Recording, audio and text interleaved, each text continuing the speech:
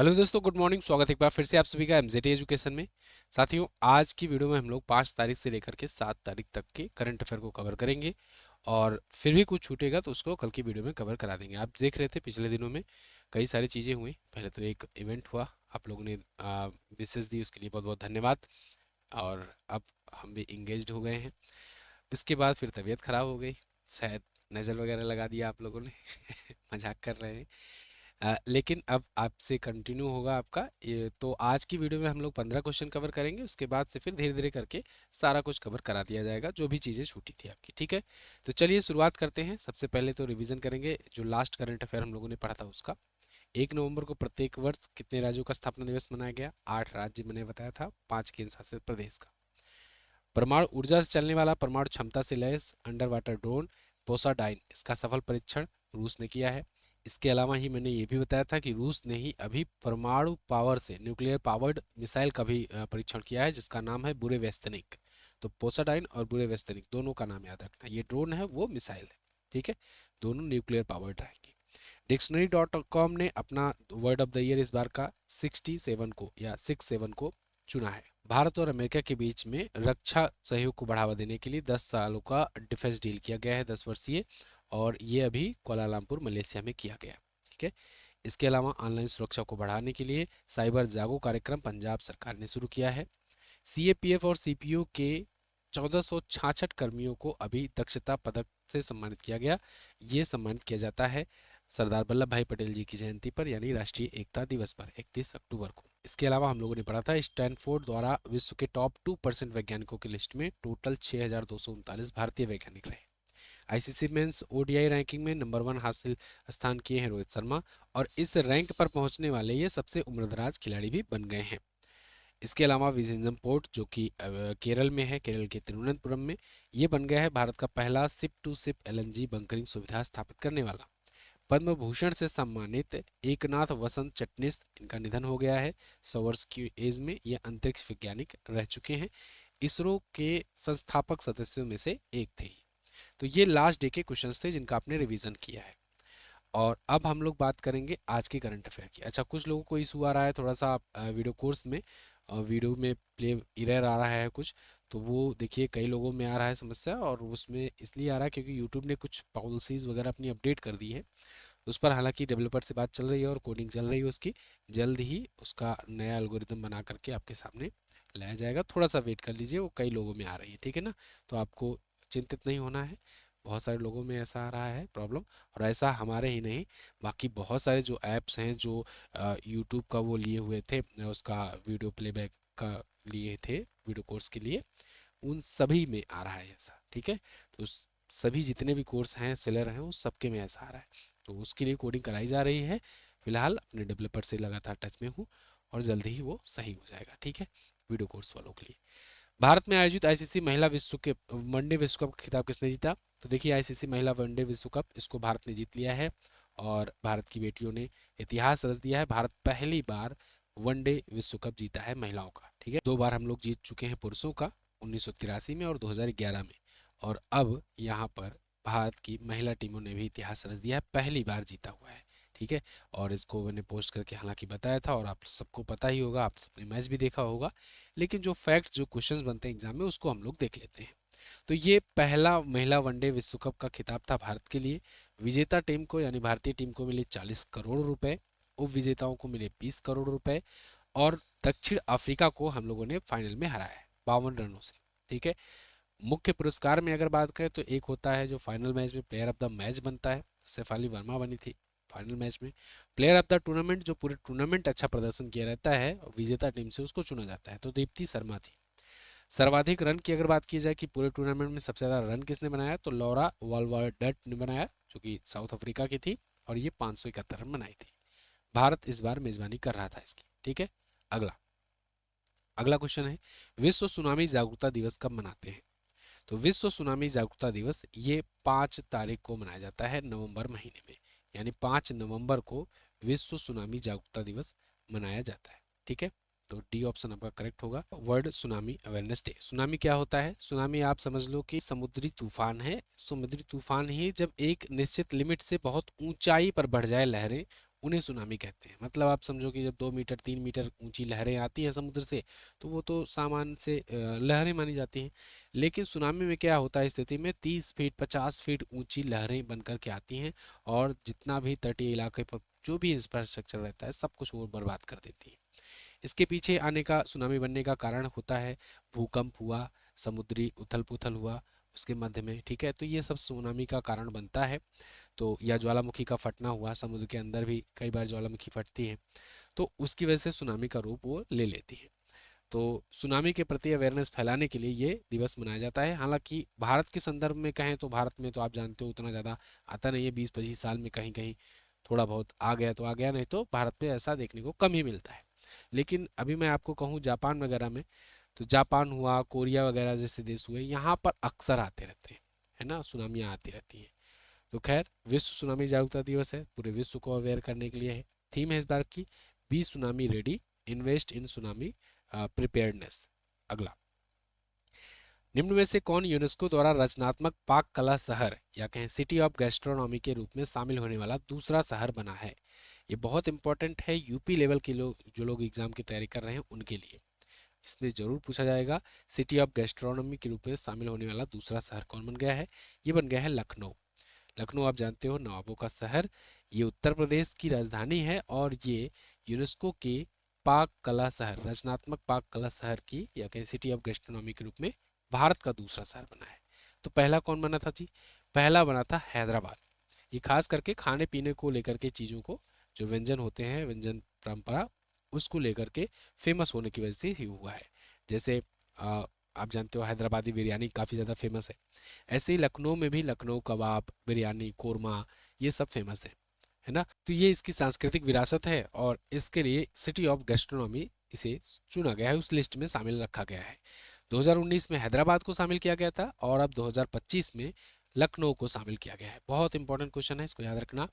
UNESCO के बारे में अगर थोड़ा सा हम लोग बात करें, तो यूनेस्को यानी United Nation Educational Scientific and Cultural Organization, स्थापना 11 दिसंबर 1945 को हुई थी, पेरिस में हेडक्वार्टर है। अभी इसके नए महानिदेशक बने हैं कुछ ही दिन पहले, खालिद अल एनानी। इनका नाम याद रखना, खालिद अल एनानी। अगला, भारत ने कितने वर्ष की रोक के बाद चीनी आयात के लिए फिर से मंजूरी दी? चीनी मतलब यहाँ शुगर मत समझिएगा, चीनी मतलब कि चीनी उत्पाद या कहें चाइनीज जो प्रोडक्ट्स हैं उनके इंपोर्ट के लिए फिर से मंजूरी दे दी गई है। ये क्वेश्चन मैं आपको कुछ महीने पहले भी करा चुका हूँ, जब पीएम मोदी एससीओ समिट के लिए गए थे तो वहीं पर बातचीत हुई थी। तो अप्रूवल मिल गया था कि भाई 5 सालों के बाद दोबारा से बहाल किया जाएगा भारत और चाइना के बीच में जो ट्रेड रुका था, आयात रुक गया था, उस चीज़ को फिर से शुरू किया जाएगा। क्योंकि गलवान घाटी इंसिडेंट हुआ था 2020 में, तो उस गलवान घाटी इंसिडेंट के बाद से भारत ने व्यापार रोक दिया था, बहुत कम कर दिया था। तो चाइनीज़ इंपोर्ट अब फिर से बहाल किया जाएगा। देखिए, India set to resume approval for Chinese import after 5 year freeze. तो 5 साल के फ्रीजिंग के बाद फिर से शुरू किया गया है। अब इंडिया और चाइना के बीच में और ज़्यादा व्यापार बढ़ेंगे। अब ऐसा नहीं है कि इंपोर्ट रोका गया था तो फिर मतलब इसका मतलब ये हुआ कि क्या हम लोग 5 साल से चाइना से कुछ खरीदते नहीं थे? नहीं, ऐसा नहीं है। असल में इस सच्चाई, इस खबर को पूरी तरीके से अगर समझना हो तो आप ऐसे समझिए कि ये एक स्पेसिफिक रूट की बात हो रही है। मतलब जो नेपाल के साइड से, उत्तराखंड से होकर के उस रूट से व्यापार होता था वो रुका था, ठीक है। बाकी ट्रेड हो रहा था, ट्रेड नहीं हो रहा था तो भाई ये 2024 का जो भी डाटा आया कि भारत और चाइना के बीच में 127 बिलियन डॉलर का व्यापार हुआ है, तो वो क्या था?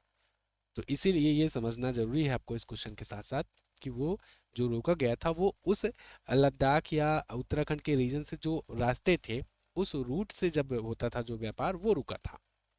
अब वो व्यापार फिर से शुरू हुआ है। आपने बीच में ये भी क्वेश्चन सुना होगा, मैंने आपको बताया था कि जो मानसरोवर, कैलाश मानसरोवर यात्रा थी वो भी दोबारा से बहाल की गई। तो वो भी सेम टाइम पर ही बंद किया गया था और उसी रूट से व्यापार भी हुआ करता था, ठीक है। चलिए, तो अब ये दोनों चीज़ें शुरू कर दी गई। स्वच्छता सर्वेक्षण 2025 में भारत का सबसे गंदा शहर किसे घोषित किया गया है? तो स्वच्छता सर्वेक्षण अभी जारी किया गया है आवासीय मंत्रालय के द्वारा और इसमें सबसे गंदा शहर मदुरई को चुना गया है। मदुरई, मदुरई कमेंट करके बताइए मदुरई कहाँ का, किस राज्य का शहर है? मदुरई सबसे गंदा शहर है और सबसे अच्छा, सबसे स्वच्छ शहर कौन सा है ये तो आप बताओगे ही, ठीक है, इसको बताने की जरूरत है नहीं। खैर, मदुरई जो है ये सबसे गंदा शहर है। इसके अलावा गंदे शहरों में लुधियाना, चेन्नई, रांची, बेंगलुरु, ये सब का भी स्थान आता है। मदुरई जो कि तमिलनाडु का शहर है, ये सबसे गंदा शहर है। सबसे अस्वच्छ शहर है इंदौर, 8वीं बार भारत का सबसे स्वच्छ शहर बना था। इस बार गंदे शहरों की लिस्ट जारी की गई है जो 10 लाख से अधिक आबादी रखते हैं। तो आवासीय और शहरी कार्य मंत्रालय इसे जारी करता है। ठीक है, चलिए अगला। किस देश ने भारत में अपना पहला राजदूत नियुक्त किया है? तो भारत में अपना पहला राजदूत नियुक्त किया है अभी अफगानिस्तान तालिबान ने। आपको याद होगा अभी कुछ दिन पहले ही पिछले महीने आमिर खान मुत्तकी आए थे। आमिर खान मुत्तकी अफगानिस्तान तालिबान के विदेश मंत्री हैं। ये भारत में आए थे और भारत में इनका स्वागत हुआ, बढ़िया से खूब भव्य स्वागत हुआ। भारत से बहुत सारी डील भी हुई। भारत ने भी बदले में कहा कि हम भी अपना दूतावास खोलेंगे अफगानिस्तान में। तो भारत भी अपना दूतावास खोल रहा है और अब अफगानिस्तान ने भी कहा है कि हम अपना भी डिप्लोमेट यहाँ नियुक्त करेंगे, इंडिया में अपना दूतावास खोलेंगे। तो यानी कि अब राजनयिक संबंध स्थापित हो रहे हैं। ठीक है, तो ये याद रखना, उनके विदेश मंत्री का नाम है आमिर खान मुत्तकी, जो कि भारत में आए थे। इसी के बाद से तो फिर अफगानिस्तान और पाकिस्तान के बीच में युद्ध भी छिड़ गया है, तब से चल ही रहा है। ठीक है, तो खैर अभी नियुक्त नहीं किए हैं इसीलिए मैं नाम नहीं बता सकता हूँ। नियुक्ति ये हो सकता है नवंबर में हो जाए, हो सकता है दिसंबर में, या फिर हो सकता है जनवरी की शुरुआत में हो। तो जब नियुक्त होगा कोई तो उसका नाम भी मैं बताऊंगा जो नियुक्त हो रहा होगा। ठीक है, आगे बढ़ते हैं। आप ये तो जानते हो 2021 में अफगानिस्तान की सत्ता गिरा करके तालिबान ने कब्जा कर लिया था, तब से तालिबान का वहां पर शासन है अफगानिस्तान में। अगला अगला क्वेश्चन है, निम्न में से किस कार्यक्रम की मेजबानी फरवरी 2026 में विशाखापत्तनम में भारत करेगा?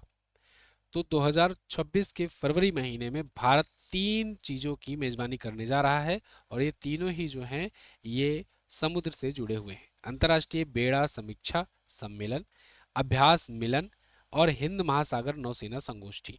तो उपरोक्त तो सभी ये तीनों ही जो बड़े बड़े आयोजन हैं ये फरवरी में होंगे और ये विशाखापत्तनम में होंगे, भारत की मेजबानी के अंतर्गत होंगे।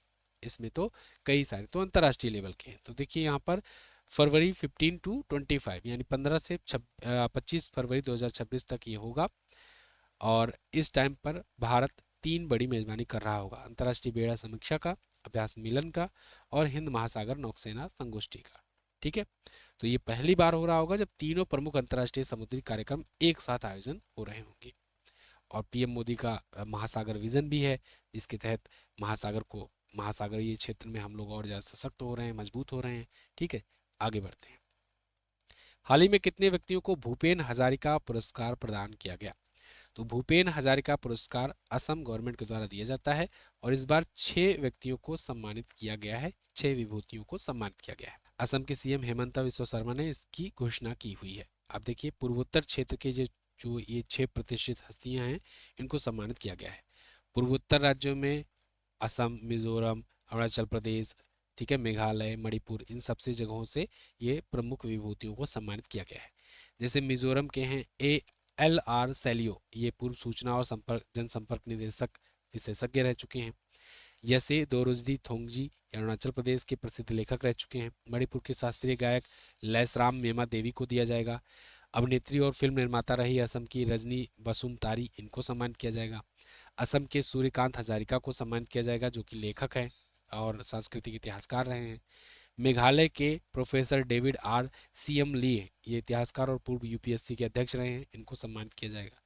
तो ये भूपेन हजारिका राष्ट्रीय पुरस्कार दिया जाएगा।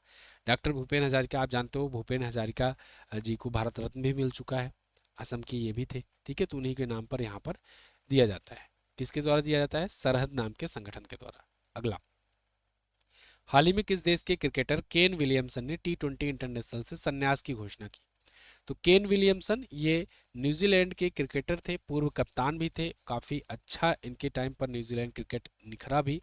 तो अब ये T20 इंटरनेशनल क्रिकेट को अलविदा कह चुके हैं। अगर आपको एक फैक्ट बताऊं तो जिस टाइम पर विराट कोहली थे ना, ये विराट कोहली के समकक्ष थे। विराट कोहली जब अंडर 19 खेला करते थे तो ये भी खेला करते थे। तो विराट कोहली और रोहित शर्मा, आप जानते हो, ये दोनों ही T20 इंटरनेशनल से और टेस्ट से भी संन्यास ले चुके हैं। और अब केन विलियमसन भी अपने देश में T20 को अलविदा कह चुके हैं। तो ये इंटरनेशनल का जो T20 इवेंट होगा न्यूजीलैंड के लिए वो नहीं खेलेंगे, लेकिन अभी वनडे खेलेंगे। ठीक है, इन्होंने अभी तक T20 इंटरनेशनल मैच की बात करें तो 93 मैच खेले हैं, कुल 2575 रन बनाए हैं, 18 अर्धशतक इसमें शामिल है और हाईएस्ट स्कोर इनका 95 का रहा है। ठीक है, अगला, भारतीय सेना ने रेगिस्तान युद्ध क्षेत्रों में ड्रोन और काउंटर ड्रोन क्षमताओं के परीक्षण के लिए कौन सा अभ्यास किया? तो भारतीय सेना ने अभी वायु समन्वय 2 नाम का एक सैन्य अभ्यास किया है, और ये सैन्य अभ्यास जो है ये भारत की ड्रोन टेक्नोलॉजी को, ड्रोन ताकत को परीक्षण करने के लिए, टेस्टिंग करने के लिए किया गया है। मतलब अगर उधर से ड्रोन अटैक हो रहा है तो कि ड्रोन को कैसे डिस्ट्रॉय किया जाए हवा में ही, और अपने ड्रोन स्ट्राइक कैसे किए जाए। तो एक ड्रोन स्वार्म सुना होगा आपने, तो ड्रोन स्वार्म एक नया टर्म है कि मतलब एक साथ सैकड़ों हजारों की संख्या में ड्रोन एक साथ छोड़ दिए जाते हैं। तो वो कई कई बार जो एयर डिफेंस सिस्टम होते हैं उनको कंफ्यूज कर देते हैं। तो ऐसे सिचुएशन में कैसे कॉम्बैट किया जाए, इसका परीक्षण यहाँ पर किया गया है। ये ड्रोन और काउंटर ड्रोन क्षमताओं का, और वायु समन्वय 2 नाम का ये प्रमुख अभ्यास है। 28-29 अक्टूबर को ये हुआ था, भारतीय सेना की दक्षिणी कमान ने ये किया था। अगला, बहरीन के मनामा में आयोजित हुआ एशियाई युवा खेल, इसमें भारत ने कुल कितने पदक जीते हैं? तो एशियाई युवा खेल जो 2025 का हुआ बहरीन के मनामा में, मैंने एक क्वेश्चन आपको पहले भी बताया था इससे रिलेटेड। तो भारत ने टोटल जीते हैं 48 मेडल। अब ये समाप्त हो चुका है टूर्नामेंट, ठीक है। जब आयोजन शुरू हुआ था तब मैंने क्वेश्चन आपको बताया था। तो 48 मेडल टोटल भारत को मिले हैं, और 48 मेडल के साथ भारत रहा है मेडल टेबल में 6ठे स्थान पर। एशियाई युवा खेल था, ठीक है, एशियन यूथ गेम।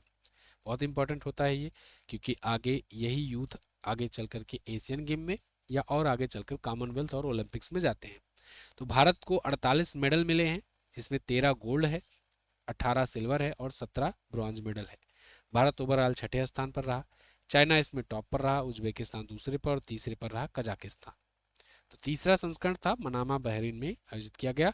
शुभंकर था सेहाब, सेहाब था इसके शुभंकर का नाम। अगला, पीएम नरेंद्र मोदी ने किस राज्य के स्थापना दिवस पर राज्य में नए विधानसभा भवन का उद्घाटन किया है? तो देखिए, अभी 1 नवंबर को मैंने आपको बताया 8 राज्य और 5 केंद्र शासित प्रदेश का राज्य स्थापना दिवस था। उसी टाइम पर छत्तीसगढ़ का भी स्थापना दिवस था। तो छत्तीसगढ़ के राज्य स्थापना दिवस के अवसर पर छत्तीसगढ़ असेंबली का उद्घाटन किया गया, जिसका उद्घाटन पीएम मोदी जी के द्वारा किया गया है 1 नवंबर 2025 को। तो इस टाइम पर इनका 25वां स्थापना दिवस था छत्तीसगढ़ का, ठीक है। तो 1 नवंबर को सन 2000 को छत्तीसगढ़ मध्य प्रदेश से अलग होकर के बना था राज्य। साथ ही साथ यहाँ पर इसी परिसर में पूर्व प्रधानमंत्री अटल बिहारी वाजपेयी जी की प्रतिमा का भी अनावरण किया गया, और पीएम मोदी ने 14,226 करोड़ 260 करोड़ की अधिक विकास परियोजनाओं का भी शुभारंभ इसी टाइम पर किया है, ठीक है जी। अगला, छत्तीसगढ़ अगर आप देखना चाहोगे तो यहाँ पर आपको मैप में दिख जाएगा, ये मध्य प्रदेश से ही अलग हुआ था छत्तीसगढ़। नया रायपुर राजधानी है इसकी। विष्णुदेव साय बीजेपी पार्टी से यहाँ के सीएम है, रमन डेका यहाँ के गवर्नर हैं। यहाँ पर 33 जिले हैं, विधानसभा में 90 सीट हैं, और लोकसभा में 11 और राज्यसभा में 5 सीट है। झीलों की बात करें तो बूढ़ापारा झील, तालीबंद तालाब, बूढ़ा तालाब, महाराजा बांध तालाब, गंगा मुंडा झील, दलपत सागर झील, ये प्रमुख है। यहाँ पर नेशनल पार्क अचान कमार वन्यजीव अभ्यारण्य, इंद्रावती नेशनल पार्क बहुत पूछा जाता है, गुरु घासीदास नेशनल पार्क भी पूछा जाता है। अगला, दुनिया में पहली बार पीढ़ीगत धूम्रपान प्रतिबंध लागू करने वाला पहला देश कौन बना है? तो पीढ़ीगत धूम्रपान बैन कर दिया गया है, ये मालदीव में किया गया है। पीढ़ीगत धूम्रपान बैन मतलब कि इसमें ये कह दिया गया है कि भाई अब आने वाली जो पीढ़ियां हैं ये नहीं करेंगी धूम्रपान। जनरेशनल बैन कर दिया गया है कि 2007 के बाद जो भी पैदा हुआ है वो कोई भी अब धूम्रपान करता हुआ नहीं दिखाई देना चाहिए। 1 जनवरी 2007 से या उसके बाद पैदा हुए किसी भी व्यक्ति को किसी भी प्रकार का तंबाकू उत्पाद, सिगरेट हो या वैप हो, इसके खरीदने, उपयोग करने या बेचने की अनुमति नहीं होगी। तो मतलब आगे आने वाली जो जनरेशन है, भविष्य की पीढ़ियां हैं, वो तंबाकू मुक्त रहें, ठीक है। तो पीढ़ीगत धूम्रपान प्रतिबंध करने वाला दुनिया का पहला देश मालदीव बन गया है। मालदीव एक छोटा सा देश है और द्वीप देश है, दक्षिण में ही स्थित है, भारत के हिंद महासागर में ही है। माले इसकी राजधानी है। मुद्रा मालदीवियन रुपया है। राष्ट्रपति हैं मोहम्मद मुइज्जू। अगला, हाल ही में किसे रक्षा लेखा महानियंत्रक नियुक्त किया गया?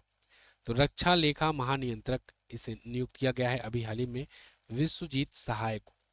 विश्वजीत सहाय जी ये बनेंगे controller general of defence account, ठीक है। रक्षा विभाग में ये महानियंत्रक होंगे, कंट्रोलर जनरल होंगे। तो 1990 बैच के ये भारतीय रक्षा लेखा सेवक के आधिकारिक हैं। राजकुमार अरोड़ा जी का स्थान लेंगे, और अब वित्तीय प्रशासन का प्रमुख का काम निभाएंगे। अगला, 9 से 13 नवंबर 2025 के मध्य 22वें वार्षिक राष्ट्रमंडल संसदीय संघ भारत क्षेत्र जोन 2 सम्मेलन का आयोजन कौन करेगा? तो इसकी मेजबानी इस बार नागालैंड को मिली है। नागालैंड 22वां वार्षिक राष्ट्रमंडल संसदीय संघ की भारत जोन सेकंड की मेजबानी करने वाला है। आप यहाँ पर आर्टिकल भी देख पाओगे, इससे रिलेटेड आकाशवाणी न्यूज है। इसी महीने ये 9 तारीख से होगा, 9 से 13 नवंबर तक नागालैंड की विधानसभा में 22वां वार्षिक राष्ट्रमंडल संसदीय संघ भारत क्षेत्र जोन 2 सम्मेलन। तो इसकी थीम रखी गई है नीति, प्रगति और जनता परिवर्तन के उत्प्रेरक रूप में विधानमंडल। तो लोकसभा अध्यक्ष ओम बिरला जी इसमें मुख्य संरक्षक होंगे और नागालैंड के मुख्यमंत्री नेफ्यू रियो भी इसमें उप संरक्षक की भूमिका निभाएंगे। और नागालैंड को जिम्मेदारी मिली है इस राष्ट्रमंडल या कहें कॉमनवेल्थ के संसदीय संघ की मेजबानी करने की। नागालैंड आया है, नागालैंड आप देखोगे तो यहाँ पर मिलेगा आपको नागालैंड, मणिपुर के जस्ट ऊपर है नागालैंड, ठीक है ना। असम, असम के बाद नागालैंड, फिर नीचे मणिपुर, फिर नीचे मिजोरम है, ऊपर सबसे अरुणाचल प्रदेश, ठीक है जी। तो नागालैंड की राजधानी कोहिमा होती है। नेफ्यू रियो यहाँ के सीएम हैं एनडीपीपी पार्टी से। अजय कुमार भल्ला को यहाँ का भी अतिरिक्त प्रभार मिला हुआ है, ठीक है। सोलोई झील है, जुडू झील है, यहाँ पर फकीम वन्यजीव अभयारण्य है, नाटंगी नेशनल पार्क है। 16 जिले हैं, 60 विधानसभा में सीटें, एक लोकसभा में और एक राज्यसभा में यहाँ से सीट जाती है। बॉर्डर शेयर की बात करें तो ऊपर अरुणाचल प्रदेश से, इधर असम से, और नीचे जो है साउथ में ये मणिपुर से अपना बॉर्डर लगाता है। अगला, तो ये थे 15 क्वेश्चन साथियों आज के दिन से। आई होप आपको इन्फॉर्मेटिव लगी होगी क्लास। कल और बाकी के क्वेश्चन कवर करा दिए जाएंगे, उसके बाद से रेगुलर क्लास चलेगी और आपका सारा क्वेश्चन, सारा टॉपिक कवर कराया जाएगा। कल मैंने आपसे पूछा था 8वें वेतन आयोग को अपनी रिपोर्ट कितने महीनों में सौंपनी है, तो 18 महीनों में सौंपनी है। 31 अक्टूबर को राष्ट्रीय संकल्प दिवस किसकी याद में मनाया जाता है? तो देखिए, राष्ट्रीय एकता दिवस पूछा जाएगा तब आप बताएंगे सरदार वल्लभ भाई पटेल की जयंती पर। लेकिन अगर राष्ट्रीय संकल्प दिवस पूछा जाए तब आप बताएंगे पूर्व प्रधानमंत्री इंदिरा गांधी जी की पुण्यतिथि पर, ठीक है। पुण्यतिथि है इनकी और उनकी जयंती है। अब आज तो आपको क्या बताना है? आज बताना है किस राज्य द्वारा साइबर बोप पहल शुरू की गई। दूसरा, किस राज्य की स्थापना दिवस 1 नवंबर 1956 को नहीं हुई थी? बताइए, किस राज्य की स्थापना 1 नवंबर 1956 को नहीं हुई थी? अच्छा क्वेश्चन है, कमेंट करके बताइएगा। थैंक यू सो मच यहाँ तक वीडियो देखने के लिए, और मिलते हैं अगली वीडियो में। इस वीडियो की क्विज पीडीएफ आपको एमजीटी ऐप पर मिल जाएगी। थैंक यू सो मच, जय हिंद, वंदे मातरम।